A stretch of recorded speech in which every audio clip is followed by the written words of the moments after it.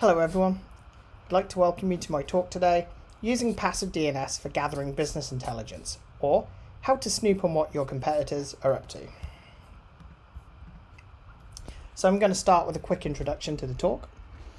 In this talk we will look at Passive DNS, what it is, and a little history, some of the services available to query Passive DNS databases, how it can be used for gathering business intelligence, and finally, how you can mitigate business intelligence leakage. So a little bit about me. My name's Andy Dennis. I'm Director of Security at Recon, a DC area consultancy. We work across multiple fields: software engineering, cloud architecture, cybersecurity. Over the past 10 years, we've probably worked on it if it's an area of technology. You can learn more about us at www.moduscreate.com. I've 20 years working across software development, architecture, management, DevOps, cloud and cybersecurity. And in my spare time outside of work, I'm an organizer with B-Sides Connecticut. You can visit our website at bsidect.org. We're hoping to hold the conference this November, hopefully a hybrid event, but depending on the COVID situation, we may have to revert to a virtual event only this year. But if you're interested in doing something in November, then please check our website out. I'm also the author of several books on IoT and the Raspberry Pi, and I recently co-authored a book on Docker called Docker for Developers with two of my co-workers, Richard Billington-Maguire and Mike Schwartz. So please check that out if you're interested in the subject of containers.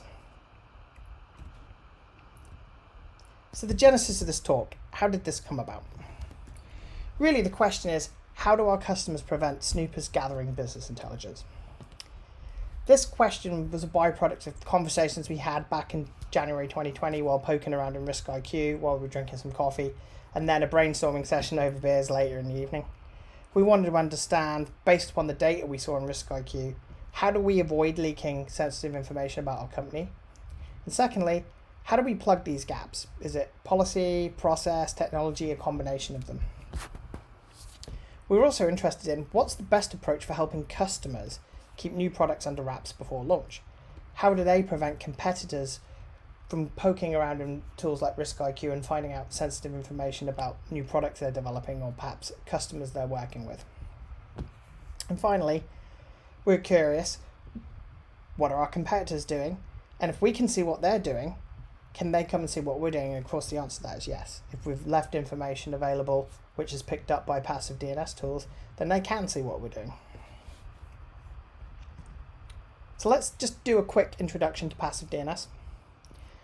DNS, which stands for Domain Name Systems, maps domain names to IP addresses, and it acts like a phone book for the internet. Passive DNS is a mechanism to store the DNS resolution data, and that is essentially historical data, in a mechanism that can then be queried. So you can go and reference past DNS entries within these databases and gather information that you need. And there's a variety of services out there that offer passive DNS services, including RiskIQ and a few others that we will briefly touch on later in the talk. Passive DNS is useful for tracking down security incidents, rogue infrastructure.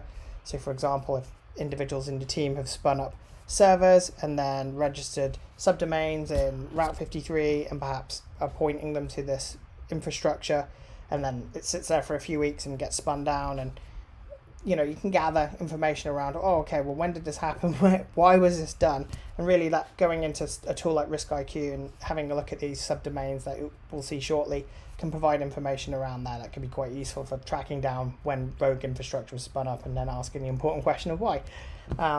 It's also great for tracking down misconfigurations and legacy forgotten infrastructure. I mean, this is especially true when you have mergers and acquisitions. You sometimes end up with multiple different cloud systems, different services running in it, and being able to go through and have a look at the subdomains associated with, the set of domains that perhaps this company that you've merged with owned is a great way of being able to track down some of this forgotten infrastructure that perhaps is sitting out there collecting dust and costing you money. We can use passive DNS to see when domain records have changed, for example, when the A record changed to a different IP address. And it basically works by capturing DNS records and storing them in a database for reference. So it's at its heart, it's a historical source of information. So talking of history, how did passive DNS become a thing? So prior to 2005, DNS history wasn't stored and thus was lost. Whether the intelligence services had some mechanism they collected it, I guess is open to speculation. But the status quo at the time was that it was essentially lost, and this led Florian Weimer to invent passive DNS. I believe Florian Weimer is actually an engineer at Red Hat now. And development started in 2004, and PDNS was first introduced to the community at the first conference. And you can actually go and read the original presentation at the link I've provided here if you're interested, and there's some of the more technical details in there. So if that's your thing, please take a look at these slides after the talk and go ahead and have a poke around and a read, because you'll probably find it interesting. This idea of the DNS logger in the paper, we'll just quickly touch on that and the technical details. We don't really have time to go into a lot of detail, but I think a quick high-level overview is interesting. So passive DNS is based on the DNS logger architecture, which was proposed by Florian Weimer. This architecture consists of sensors which send data to the DNS logger host. And these original sensor concepts were written in Perl and C, and I'm sure the source code is probably still out there on the internet if you want to go check it out. There's an analyzer module which inspects the data. And then this collector module, which collects it, and then it's stored within a database. And yeah, I believe the original one was written in SleepyCat, which is a Berkeley DB, and I'm sure there's probably examples of that still out there if you're interested. Check them out. Then there's a Whois server connected to the database, and Whois clients who can query the server to gather that information that they're interested in by querying the database via the Whois server. So it's quite a simple mechanism on the surface for doing this. So since that original concept, there's now many companies out there that are offering passive DNS. That includes Cisco Umbrella, RiskIQ, which we'll look at shortly, Security Trails, Circle Passive DNS. I believe that's an API, and you have to get permission to query it, but effectively you can query the Circle Passive DNS API and gather those historical data that you're interested in if you have access to it. Spamhaus also offers a passive DNS service as well. So some of these offer community editions, or they also offer free trials. So let's take a look at those, shall we? Free accounts. So there are a variety of free trial account services out there. This is by no means an exhaustive list. I'm sure there's probably tools that some of you used out there that you prefer, or other products that I've missed off here which you wish I had included in the list. But if you do a Google search after this talk or during it, I'm sure you'll find something that I've missed, which is perhaps even better than what's listed here. RiskIQ Community Edition, I happen to think's great. It's free. Then we have Security Trails and Spamhaus, and most of you have probably heard of Spamhaus for being the spam filter company. They have a passive DNS service. I believe Security Trails and Spamhouses are trial accounts. I've not really explored them, but I'm sure if you go sign up and kick the tires on them, you can see what you think. The RiskIQ Community Edition is effectively free. It just has restricted services, and you have to pay extra to use the other features that you might be interested in. You can, of course, also use archive.org, Wayback Machine, to browse historical snapshots of websites. So you could go back and look at a particular website at a particular point in time if a snapshot was taken to see what it looked like back then. So it's a nice complement to passive DNS. In the upcoming demo, we'll use the community edition of RiskIQ. If you want to sign up for an account to follow along with, use the link in the first bullet point up here. It's community.riskiq.com, and then you can start to kick the tires and have a look while we talk about some examples. So gathering information on competitors. Let's look at some of the privacy concerns that you should be worried about. What do subdomains tell us? Subdomains can actually tell us a lot of information about what a competitor's up to and what we're running as infrastructure or as products. So a cursory look at DNS records and something like RiskIQ can reveal information such as what monitoring tools is in place. Is somebody's using Grafana or Prometheus? CMS products such as Drupal or WordPress. On-prem hosted solutions, for example, source control. Someone might be using GitLab on-prem. and you can gather that information from looking at the passive DNS records. Client demo sites hosted on subdomains. So for example, they may have built a demo for a particular customer that they're trying to sell a new feature to, and that information is effectively available from the subdomains listed in RiskIQ. New products being tested on subdomains. So this could be new products that they are selling themselves, or perhaps new products that they have purchased from someone else and are running. So that kind of information can be quite useful. From a business perspective, it might be you can tell if they're planning on launching something new. If you're a malicious actor, seeing that someone's running a particular service or product on a subdomain, such as those monitoring tools I mentioned before, CMSs, can obviously be useful if you're planning on doing something malicious. And email services, mail servers, often these are listed in there. So from a information security perspective, these are types of areas you want to consider protecting, right? Because if a malicious actor can go in and see these, then they can target them. So apart from all the usual things of patching and so on and so forth, making sure that you've got suitable security tooling in place, you might want to use some of the techniques mentioned later in here to just obfuscate the fact that you're running that particular tool. So when it comes to competitors, we're kind of interested in what customers they have. How can you find out which sales deals, for example, a competitor won? So we can actually use the information from the subdomains to discover what sales deals a competitor likely won, and which companies they might be working with or might be pitching to. So for example, we're going to take this first URL here. We can see customer1.clients.example.com. This actually tells us that this particular target, example.com, likes to list the people that they have sold products to under this .clients.example.com subdomain. So, for example, they might have customer 1, customer 2, customer 3, customer 4, customer 5, and so on. So you can gather fairly quickly their client list by looking at the subdomains if they use this format. So that's an immediate piece of business information that's being leaked out to the public internet. We can also see perhaps what the sales team are planning on doing or who they've been running demos for.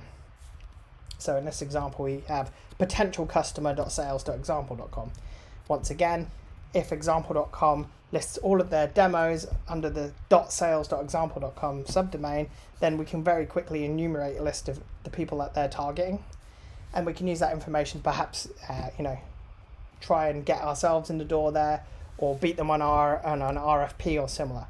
So these are the types of just simple business information that suddenly becomes readily available once you start to poke around in these passive DNS records on a tool like RiskIQ. So these are things to keep in mind, and we're going to probably look at some examples. Well, not probably, we're definitely going to look at some examples in a moment of where customer1.clients.example.com existed. And then we'll talk about some of the mitigation techniques. Compared to secret products. So apart from who they're working with and who they're targeting to sell products to, perhaps we can gather information about what products that they are planning to release in the near future, and perhaps have leaked that information by accident onto the internet. So, for example, let's say we're looking at RiskIQ at example.com, and we find that this particular target has decided that their staging and development servers are going to be listed along with, in front of it, the particular product that is running on that server or set of infrastructure. So in this particular example, we've got new IoT device.development.example.com. We can imagine you might have new IoT device.staging.example.com or new IoT device.uat.example.com. But basically what I'm getting at here is the fact that we can then go in and query and see that this new IoT device, which could be a product name, it could be, for example, if you're building a new car or developing a new fan or developing a new monitor or a laptop or something like that, that product name, .staging.example.com or .development.example.com is really advertising that this thing exists. Now, if your competitors see this, and they've been gathering other open source information or perhaps not so open source information, and they can put together a picture of the upcoming product, they can maybe even get the brand name in advance. So that's just the kind of thing you might want to think about and keep under wraps, because you don't want to accidentally leak that information before you're ready to actually pull the plug on going live and then share the product name and the branding with the rest of the world. If you consistently use the practice of using subdomains for new products, then customers gathering BI can simply monitor PDNS records, and over time we'll just start to get a picture of every time you're releasing a new product, it appears under this particular subdomain, perhaps mynewproduct.staging.example.com. They could use it to their advantage. It's also very easy for those gathering business intelligence to open a free account on RiskIQ or similar and gather this information without your knowledge. So, as some of you may have done while we've been talking about this, you can go create a Gmail account, you can then create a RiskIQ account or a Security Trails account or one of the other services, and then use that account to go poking around essentially anonymously a bunch of domains and seeing what's running under them, subdomain list, and what was there historically. So with that in mind, you should probably think about some mitigation techniques. But before we get to those, I mentioned we're going to look at a real world example. So we're actually going to look at a real world example that was a bit of a scandal, because I think that just makes it a bit more interesting. So RiskIQ, let's look at this example, which is to explore the tool, and the one we're going to use is Cambridge Analytica. So some of you will be familiar from a few years back, the Cambridge Analytica scandal, and we're going to go poke around in RiskIQ and look at cambridgeanalytica.org and see what we can find. So I'm just going to switch over to the web browser, and here we go. So I'm actually logged into RiskIQ, and for those of you who are following along and create an account, you can go in and then you can run a query against cambridgeanalytica.org. And once you're logged in, you're going to see a bunch of tabs under here, and you've run the query. Resolutions, who is, certificates, subdomains, trackers, components, and so on and so forth. I won't read through them all, but you can have an explore. Depending on whether you have a free account or a paid account, then you're going to get access to different services. I believe sometimes some of the services they have available for a certain amount of time for free, just to give you a chance to take a look at them and see if you're interested before they encourage you to pay for the full version. What we're interested in is the subdomains. So if we take a look through these, we can see some pretty interesting information right off the bat. We can see that, as I mentioned, some companies like to use this client subdomain. So we see clients.cambridgeanalytica.org. Immediately that says to me, perhaps we're going to find something underneath here, such as client1.clients.cambridgeanalytica.org, and we can start to enumerate who they were working with, or perhaps who they were attempting to sell services to. Other technical information about their infrastructure is also available. It appears that they had cPanel. I think when we look down here, we can see perhaps Kubernetes was running. I mentioned before about mail servers. We can see an Nginx ingress point to Kubernetes. And here's a really interesting one here. We've got clients.cambridgeanalytica.org and we've got NYU Langon. So this looks like it was potentially a client or somebody that Cambridge Analytica was attempting to sell services to. And at the moment, we're going to go back and look at some research just to tie these two things together and see if, hey, was this right? Is this actually a client of Cambridge Analytica or someone they attempted to sell something to, or was this just a coincidence? So let's just take a look and see if perhaps anything's still running at NYU Langon clients.cambridgeanalytica.org. And no, there's nothing there. But cambridgeanalytica.org is still up, which I was very surprised about.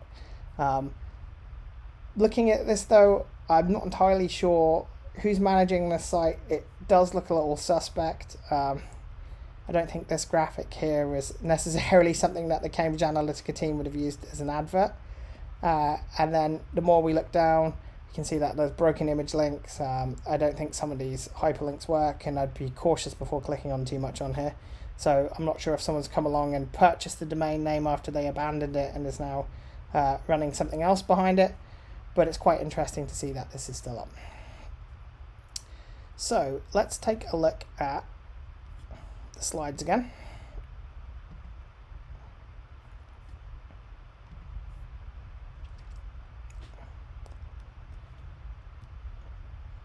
So I mentioned Cambridge Analytica and we saw that subdomain there. security researchers were able to probe active and passive DNS records back when Cambridge Analytica was in business, and I don't think they are anymore, and gather quite a bit of information around them, including these customers and sales targets. So we saw this nyu.langon.clients.cambridgeanalytica.org. So in fact, if we do a little bit of research, we can see an NBC News article from back in 2018. And within this article, they actually discuss how there was some consternation between NYU Langon and Cambridge Analytica, whether they were clients technically or whether they were being pitched services to. There was certainly some, I guess, problems there, and it blew up in the press. So I think evidently this is an example where your product name or your company name being associated with another company's, perhaps something you wanted to keep under wraps, has ended up actually having some negative press. So that's a separate point which I'm going to touch on. It's kind of closely related to this whole don't use your client name as a subdomain, but there's also the other problem is, do you have control over what other companies are doing when you're purchasing services off them, and if there's a scandal associated with them, how do you avoid not getting caught up in it and ending up with NBC reporters knocking on your door? So that was just a quick real world example, and you can do some more digging. Unfortunately, we don't have enough time to do that, but I think it's quite a fun exercise. Some mitigation techniques. What can we do to plug the leak? How can we avoid being a victim of someone stealing information about our upcoming products? How can we protect our customers by not accidentally leaking information about their upcoming products when we're working with them? How can we not leak our sales list, and so on and so forth? So obfuscating subdomains. So I like this little quote here at the top. My co-worker Richard had used this somewhere, and I borrowed it and have rewritten it slightly. But he said, remember, resolutions from requests end up in public DNS, even if the hosts they refer to are private or firewalled. So a number of techniques we can use to ensure we don't leak information. First, sort of obvious one is don't use client.salesexample.com or customer.clientsexample.com naming formats. So as we saw with the Cambridge Analytica website, if you put your customers out there as a, nyu.langon.clients.cambridgeanalytica.com, you're kind of exposing them to the press if something goes wrong. I'm not sure if Cambridge Analytica realised that at the time. We'll let the journalists do their jobs there, but I think obviously there was quite a bit of embarrassment there. Don't use clients.sales.example.com because really you're giving away who you're planning on trying to sell services to. So these two methods should be avoided. They seem so obvious when you're setting things up. Oh, well, we'll just group all of our customers under clients.example.com. But of course, you've accidentally then just given away a load of really useful information to competitors. Obviously, you can sit sensitive information such as your proof of concept websites and products and services behind a VPN, and use internal meaningless domain names. For example, cabbage.example.internal. Use private zones and avoid public DNS. If you keep everything locked down internally and give it obscure names that only people within the company know about, then that can help immensely. If you do need it to be publicly accessible, you can obfuscate subdomains. So in this particular example, we've got chicken.egg.example.com. So we could use a mapping scheme on the back end that only people within the company know, and of course the customer itself, if they have to go visit, say, a UAT site, where egg is the equivalent of client and chicken is the equivalent of the client's name, and you could use any number of fowl to represent whichever customer you need to. But in this case, client.egg.example.com could be customer.clients.mywebsite.com, and really only your team knows about that. Another thing you can use is an anagram generator to create subdomains. So thanks to my colleague Richard Bullingdon Maguire for this one, whose quote I stole at the top there. Wordsmith.org anagram, it's a great tool. You can basically put in a word and use that as a seed. So come up with an initial phrase, use that as the seed, and then from there create a set of just random subdomains and then subdomains, which are then used to host infrastructure on that is not production infrastructure, but perhaps has to be available, publicly for some reason or other, even if it's locked down behind passwords and login mechanisms. So we've done this in the past ourselves, with working with customers when they've had a product and there has to be a staging or a UAT website. We'll use a tool like this to come up with a set of random names that are really meaningless to anyone that's poking around. But on the back end, there's a mapping like I mentioned before with the chicken.egg.example.com. And that mapping is obviously very useful to the engineering team and to the business unit that's working with this particular product before it becomes live. But to anyone else poking around, you're just not going to know what it is.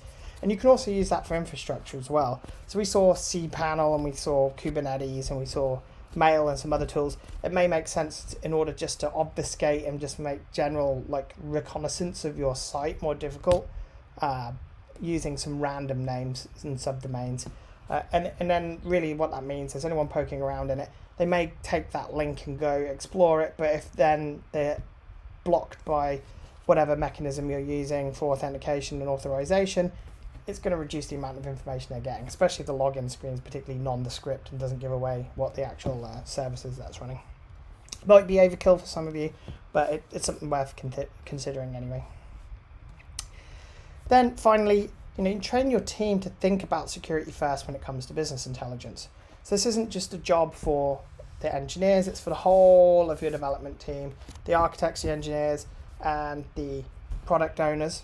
So really getting together, coming up with a mapping scheme, thinking about the security first approach of baking in the obfuscation of the product name or the client list, so that when you're basically building sites out, you're not leaking that information.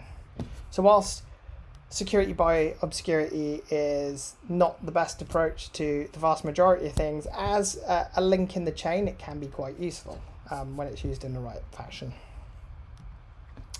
So in conclusion, what did we learn?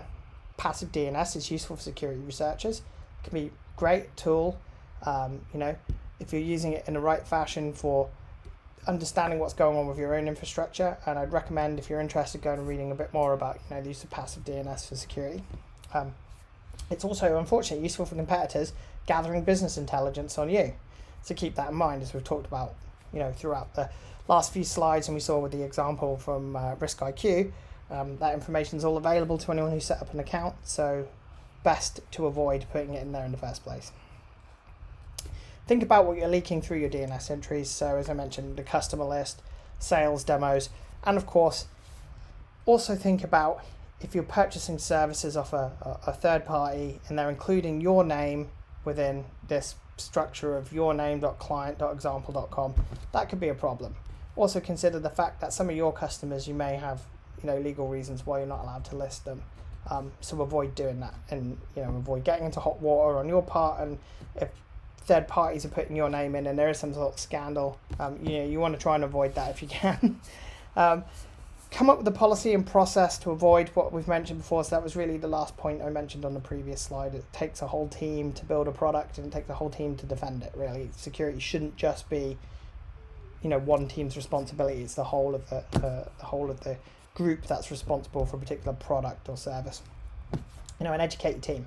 So watching this talk would obviously be helpful. There's lots of great resources out there, probably a lot of them much better than my talk, on why you should use obfuscated subdomain names for products and other techniques you can use to help protect you from leaking information. But educating your team is a great first step. So with that said, the Q&A session will be starting momentarily over on Discord. I'd like to thank all of the folks from the Recon team once again for putting this on this year, because I understand it's been a great challenge with COVID and having to run things online and not being able to do things in person. So thanks, you're doing a stellar job. And for anyone looking for a job, please check out moduscreate.com. That's my final plug today.